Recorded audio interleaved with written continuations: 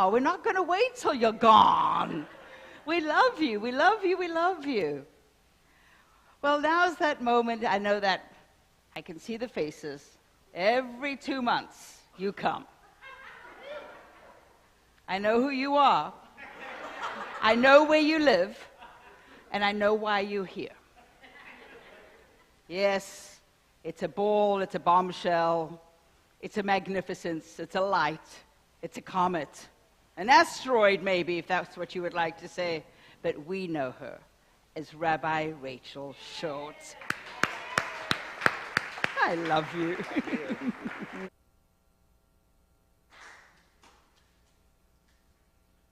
A comet and a bombshell. Okay?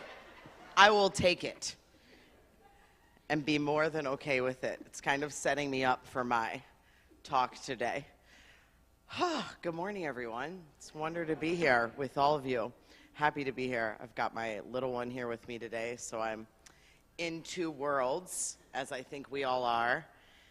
And my topic I was given for today is we are star stuff, right? And combined with the theme of relationships for the month, it's like, all right, God, cool. You like really knew that I was going to have a really close friend pass away. I was going to have another lap around the sun. I was going to end a relationship myself. All these things where it's just like, and now go share. Just open your heart and put it all out there for everybody to hear. So here we go, because that's what I do, right? Yeah, it's been kind of a lot going on, and I've taken the past few weeks in somewhat of a hermit mode, I would like to say. My friend passing kind of knocked me down. You know what I mean? When you like lose someone in your life unexpectedly, and it just kind of hits you. Like literally when I got the text message that she was gone, I like fell to my knees. Like it was like someone hit me in the stomach. It just like overtook me with grief of like, wait a second, she's younger than I am. We were just together. She has a young son and a soulmate and a partner. And I'm supposed to have a birthday next week and be happy when there's all this going on. And it's just kind of like, I guess you can't plan these things, right? Unless you come to speak at the Center for Spiritual Living and you're given a topic like we are star stuff. But it makes me always come back to this reminder that we are star stuff. That I am a comet, that I am a bombshell, that you're these little fragments of light, and we are all this little pieces of stars, and things end to begin again, and that's just how life goes. Relationships start and they end, right? Life starts and it ends. And I think about, as I sit here watching my toddler play in my ice with my drink, I haven't been here since the overturning of Roe versus Wade. And obviously that's something very near and dear to my heart. Thank you. Not being political by any means, but thinking from the place of us all being star stuff and being a woman, W-O-M-B, woman, and the power that that really has to create life and then that life to go away, right? And then to think about this idea that someone else could have power over that. I had a moment here sitting, that's a cool word though too.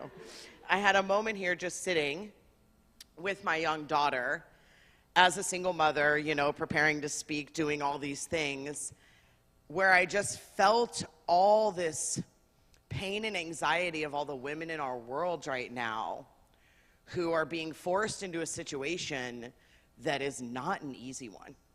And it's a very, very lonely one, just kind of like grief, right? Just kind of like beginning and ending a relationship, just like those things that force us to know, like, something is bigger than us. We are star stuff.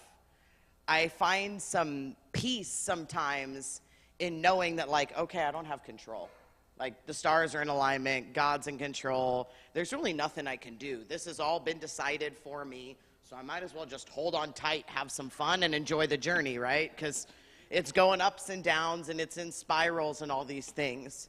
And I think I've spoken about this here before, but I have the privilege, obviously, as a rabbi, of being with people right before they take that last breath many times, right before they, you know, go back into the place of star stuff that they came from. And every single one of them has always talked to me about spirals. And it's always when they're in this, like, half space, right? Like they're here, but they're in the stars. And even my friend, before she was passing, was having these visions of mandalas and things, right? And like codes to the universe. But I think about them all sharing with me that, like, the spiral theory, right? Like we think about spiral screw theory, not to get too deep, but that the universe is a spiral, that the stars are a spiral, that our lives are kind of a spiral, right? That it seems like a lot of times the same stuff, same shit, as he put it, seems to happen over and over again, but in just a different way, right? Like, it's kind of almost trippy and comical and not comical all at the same time. God's a great director of whatever movie we are making, I gotta tell you. But that we do just go in this spiral of like, this is gonna happen, this is gonna begin, this is gonna happen, and this is gonna end, and this is gonna start, and this is gonna end. And we're just kind of moving through this universal space with our feet on the ground that's real, but is it really that real? Like, when we lose someone, are they gone forever? I don't want to think that. My friend and I had a pretty funny relationship. We had quite a bit of banter, if you will, and we had like a love-hate type of thing, and she was one of my closest friends. She drew a mural on my wall, and I'm grateful that it will live there forever. But I got stung by a wasp the day after she passed. I know it was her messing with me, man. Like, literally, I had a moment where I was like, Raya, what? Like, I was not in a present space, right? I was so distracted. There was too much going on, and I swear it was her being like, Rachel, pay attention. Like, you know, like, this is good. And as painful as that moment could have been, and it was painful because I'm deathly allergic to, like, bee stings and wasps, I had this moment where I stopped and I almost felt like joy in it. Like this weird comfort of like, okay, she's still here. She's still communicating with me in this way she knows how. She is in the stars. I do look up and I saw an extra shooting star the night after she passed. I saw a shooting star on my birthday, and I'm just like, that's that realm communicating with us, you know? And in Judaism, I've talked about this before, I know, we're a people of the moon, right? Our month begins with the new moon and ends with the full moon. And the thing about the moon is it needs the stars, right? The stars support the moon in its ability to shine and then go into those periods of darkness to begin again. It's like the stars are always there as this light supporting it. And to me, when I close my eyes, and anyone in this room who's ever meditated or, you know, went into that space of spaciousness of what is, that knowing that we are star stuff, that we are here temporarily, I mean, that's the fact of it. I'm big on facts, right? I don't like telling stories. I like sticking to facts. I think they make things easier for us. And the fact of it is, we all come in and we take our first breath, and then there comes a moment where we take our last breath. And Saphira's at the age now where she kind of talks a little bit about what it was like before she came here. Yeah, it's pretty cool. Except when she pats my belly and she's like, that's my old house. I used to live in there.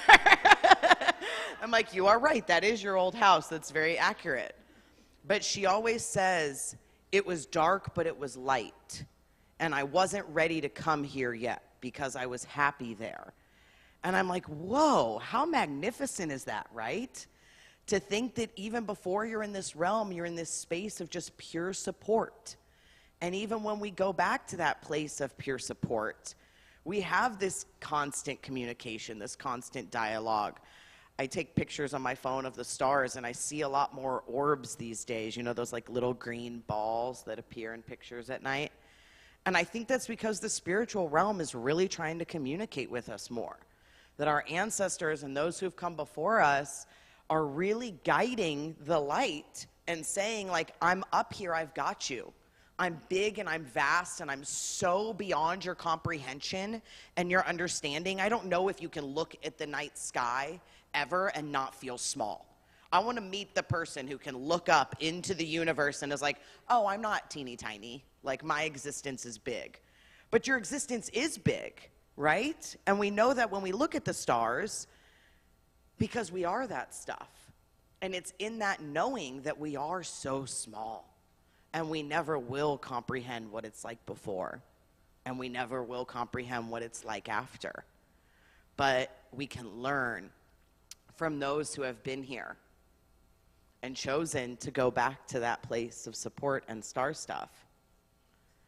That life is short or it's long, I'm not really sure. But I know that we have this moment. And I know that this moment is a gift.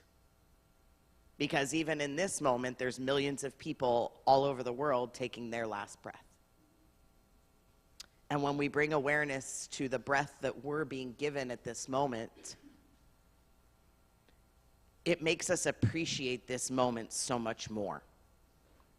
To love a little more, to have a little more fun, to go a little deeper, to be a little more vulnerable, to be a little more uncomfortable, to fight a little harder for what we know is unfair and unjust in the world, to hug our kids just a little tighter, to say that email can wait, I'm going to go to the ocean. Not like I ever do that. If you've ever emailed me, you know that is the story of my life. I'm like on a month reply. But there's part of that, right? Because I don't want to look back ever or look forward ever. I want to be here now and know that in this moment, I'm doing my best, I'm enjoying it, and I'm having fun. And maybe that's all there is to it. Maybe we come in knowing that it's star stuff and we're not supposed to take life too seriously. And there's only light and darkness. And over time, relationships and all these things kind of bear us down, right? Whether it's our relationships with our family, relationships with partners, that shift us out of this knowing that we are just so held and supported and loved in this spaciousness that we chose to be here in. Because I believe that, right? I feel like when we were all in the womb, we felt that comfort. We felt that love. We felt that support of that star stuff. And then we came out and it's like, oh shit, life makes stuff happen. And then you choose how you react to it, right? You choose how you go with it. You choose to maybe unlearn all the things. And maybe that's what life is. Maybe it's an unlearning rather than a learning. Maybe we're not supposed to absorb and ascend and do all these things while we're here. Maybe the real ascension is knowing that we always have known it all. Right? That we have always known it all. And it's a remembering and not letting life get the best of you. What if relationships, which is a touchy subject, no matter what it is, I know, I was given it this month, again, just comical, this divine thing, whatever. But maybe relationships are just meant to serve that purpose in our life. Maybe they're meant to start and end, teach us a lesson, and when we've learned the lesson, we move. Maybe it's the same way with all relationships, friendships, people who leave us, romantic relationships with family, that they serve their purpose, that life gives us exactly what we need. How do we know this to be so? Because it's what life is giving us. And we're just meant to kind of shoot like the star as we go, right? I'd be remiss if I didn't talk a little more about this idea of love versus hate and this understanding that we're in control, because I do think that something bigger than us, our ancestors, whatever it is that's come before, is calling us to do a little more right now. The divine feminine is trying to rise in whatever way. There is a shift in the system. In Judaism, we believe the Messiah hasn't come yet, right? That's probably one of our main things. And we don't know what the Messiah is going to be. We don't know if that's going to be a new earth. We don't know if that's going to be a new paradigm. We don't know if that's going to be a shift in consciousness. We don't know if it's going to be some dude riding in a robe. I don't know. We don't know. But we believe that's going to come in the year 7000. And we're in the year 5782. So if you think about that in spiritual terms, like star terms, right? Looking up at the sky, that's not that long. Are we being called to like rise up and do the work for that right now? Are we being called to come back to that star stuff place and say, okay, we've learned. What we've got in place is not working. It has to change. So we're going to shoot across the sky that we call Earth, and we're going to change it. Because the time is now. And I feel like we're in a place where we can't ignore that divine message anymore. Where fear and hate-mongering and this idea of darkness selling more than light has really taken over. I'll give you an example of this. I had the honor and privilege of speaking at a pro-choice rally a few weeks ago, alongside my dear friend Shannon Matson, who's running for State House, our Senator Laura Ocasio, Jen Kagawinata, whose name I'm sure I just totally butchered, but a lot of amazing women, right? Political leaders, people in our community who were sharing their personal stories of abortion, including myself. And it was this beautiful, loving space, right? Except for this one guy. There was one. He was across the street. He had a megaphone. We all know the one, right? He had his sign that we're all damned and whores and going to hell and all those things, screaming through his megaphone. And a lot of the girls went over to the other side of the street. They circled around him with their signs very peacefully, right? We started playing music very loudly, so he's picketing over Queen and I Will Survive. It was really comical. At this point, he gets up onto a ladder to try and like overstand the girls with the megaphones, whatever. Me being who I am, I went and made a sign that says Jesus was pro-choice and stood right across from him. I wouldn't be me if I didn't. But there was a lot of love that happened there that day. All these women who came forward to share their stories of their personal experience, why this would impact them personally. We here in Hawaii want to think that it doesn't impact us, but it does. Our laws still aren't the best, and the fact that this is a threat to one individual means that it's a threat to all of us, right? Because if something happens to one, it happens to the collective. And then the next day I get a picture from the cover of the Hawaii Tribune Herald, pro-choice rally heats up. And it's nothing but a photo of the picketer. Right? And I was kind of like, again, that feeling of being punched in the stomach. Like, wait a second. There were 10 female leaders from our community out openly sharing. There was 100 women, men, grandparents, dogs, like everyone you can think of there standing in support and love and dancing and having fun, not phone. Saphira had a sign that said, dismantle the patriarchy, we deserve better, you know? Like, it was a great time. And then to see that display of hate be the focus was just this wake-up call to me of like, this is where we're at as a people. This is where we're at as a society. This is what we're being called to turn around. Hate and fear, unfortunately, sell more than love and light. And those of us are here in the understanding and knowing that we are star stuff and that we are love and light, I think are put here to be warriors of the light, right? You think about the Rainbow Bridge, the Native American proverb of that a rainbow bridge will be built and warriors will come back to save the earth. It's not just Jewish culture. There's Native American culture, Hawaiian culture, a lot of indigenous cultures that talk about the time we're going through right now. So I'm here to remind everybody that we are star stuff. So if anything, that should make us fight a little harder because it doesn't really matter. Like, we're all going down anyway, right? Shouldn't we go down with a flame? Shouldn't we go down with a blaze? I'm okay being a comet or a bombshell. I don't know where I'm going to land, but girl, I will fire it up to get there. And maybe I think that's just the point of it all. It's my grandma's birthday tomorrow, too. She left us a few years ago. It's maybe today. I don't know. She never really knew which day her birthday was. How comical is that? She was like, I don't know. We'll just celebrate these 3 days and call it my birthday. But I think about her standing on, behind me, supporting me. She was an original suffragette. She fought for our right to vote.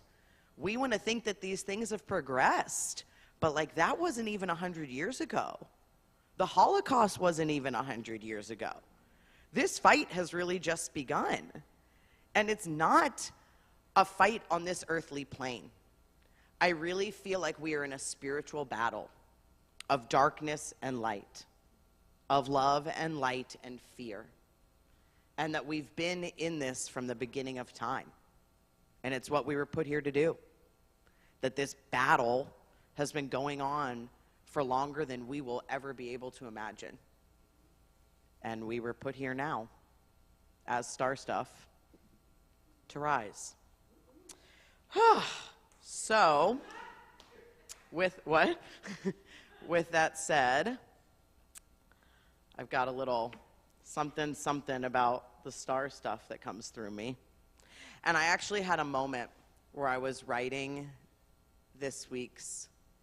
I often write them in the dark or at dusk, right? After the world's kind of gone to bed or the world's come to rise, in that plate of star stuff. And I really just go into this meditative space and they channel through, right? Like I just turn off my brain, these things come through, and then I look down and I'm like, oh, wow, all right, I don't know where that came from, but there you go. But I had a moment where I was thinking, in rabbinical school, someone actually told me that this should not be a part of my sermons. That when I speak, like my poetry and my rhymes are just like too much, they're too far out there, that shouldn't be a thing.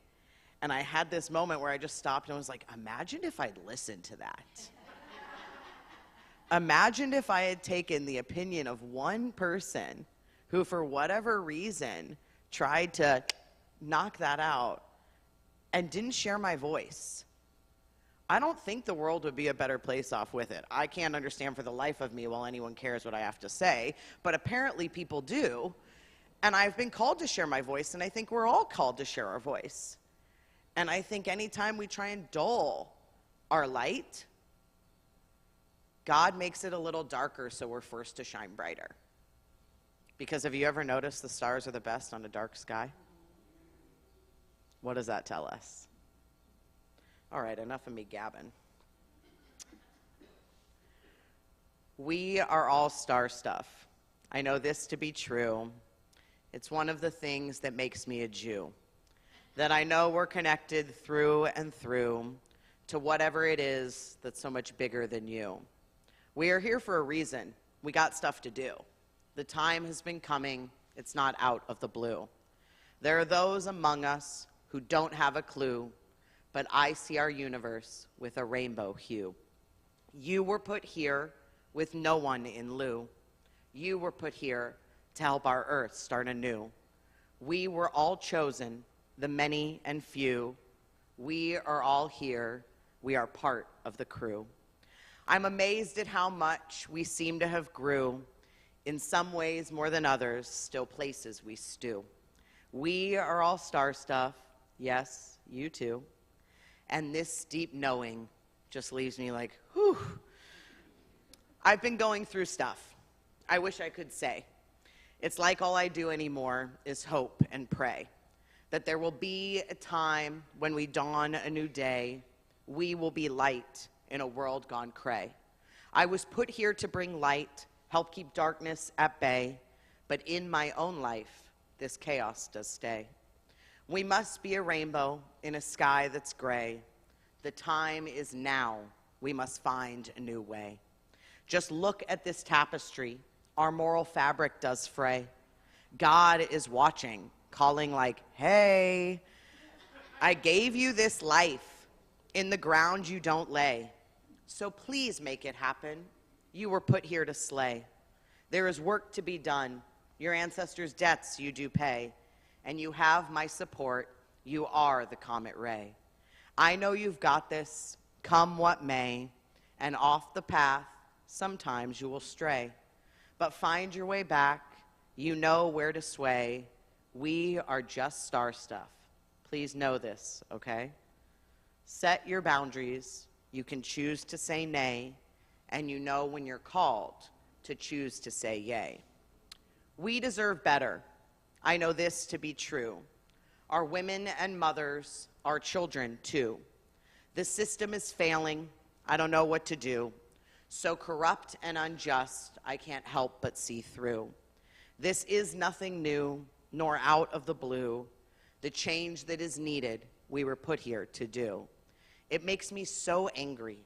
In my feelings I stew, fighting for justice for myself and my crew. I see what's happening so crystal clear that we were put here to choose love over fear.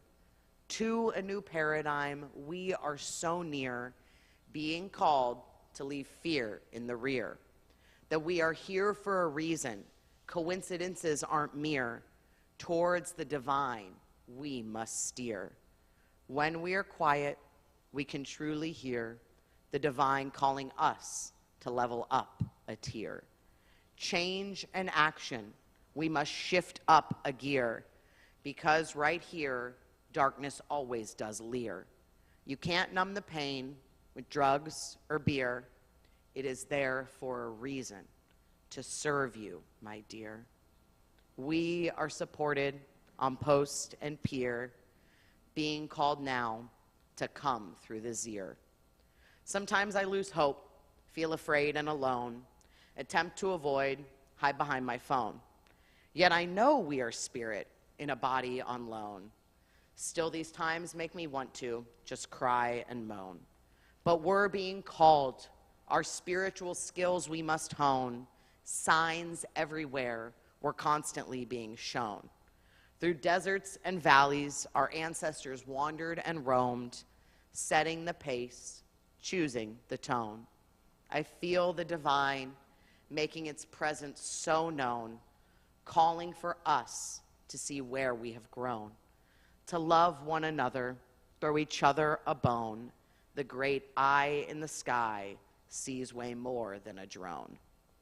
But there are those among us, we gotta call it like it is, who want to take more than they give, who seem to have forgotten we were put here to live and cause more harm than could any shiv.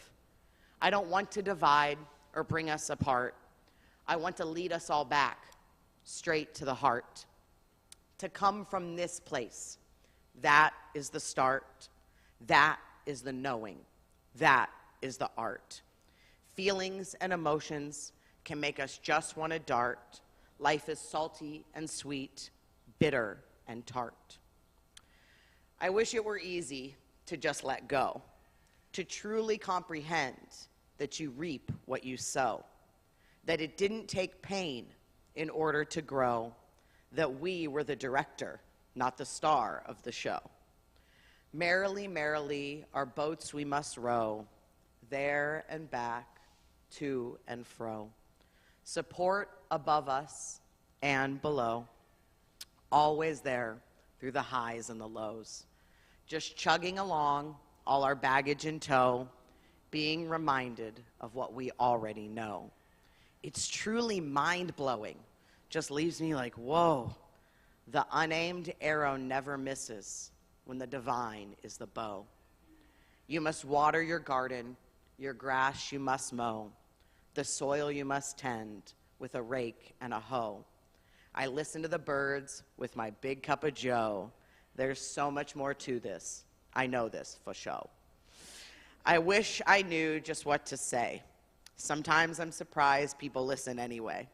But I'm called to share my voice, come what may. We are the rainbow in a world of gray.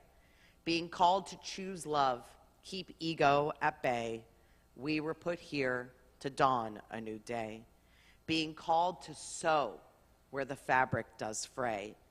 Given this moment, for in the ground we don't lay. Shine our light, be the ray. Trust that we already know the way. I know I got this, and I know you do too. It has to be so after all we've been through. Justice, justice, you shall pursue, and together as one, we shall make the earth new. Together as one, we got shit to do. We are star stuff. I know this to be true. So let's shine like I know we were meant to. You are a star, let it shine. That's all I ask of you. Mahalo, shaloha. Know I love you. Thank you, everyone.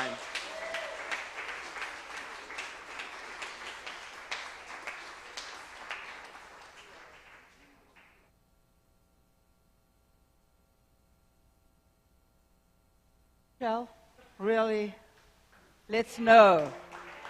This is a bombshell, not destruction, but magnificent light. Magnificent, magnificent light. Rabbi Rachel, you rock, girl. Just love it. David, thank you.